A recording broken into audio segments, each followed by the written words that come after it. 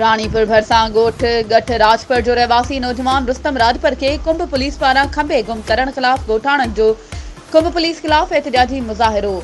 मुज़ाहिरे जी अॻवानी शहज़ादो राजपुर, अशरफ राजपुर, माखन राजपुर, ज़फर राजपुर पंहिंजे मासूम ॿारनि समेत एहतजाज कंदे चयो त असांजो नौजवान रुस्तम राजपुर पंहिंजी ज़मीन में कमु करे रहियो हो त कुंभ पुलिस चढ़ाई करे खणी गुम करे छॾियो आहे।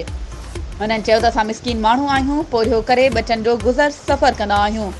हुननि चयो त पुलिस केतिराई भेरा असांजे ॻोठ मथां चढ़ायूं करे रिश्वत वठी तंग करे रही आहे। हुननि चयो त असांखे ख़दशो आहे त असांजे नौजवान रुस्तम राजपुर खे कुंभ पुलिस फुल फ्राई या हाफ फ्राई करे छॾींदी। हुननि IG Sindh, DIG Sukkur, SSP Khairpur खां मुतालबो कंदे घुर कई आहे त असांजे नौजवान खे ज़ाहिर कयो वञे। अगरि को केस दाख़िल आहे त उनखे अदालत में पेश कयो वञे, ॿी सूरत में एहतजाज जो दाइरो वधायो वेंदो। वधीक ख़बरूं ऐं अपडेट्स जे लाइ असांजे चैनल खे सब्सक्राइब कयो ऐं हा, बेल आइकन खे प्रेस करणु न विसारिजो त जीअं असांजी हर नई अचण वारी वीडियो तव्हां ताईं पहुची सघे।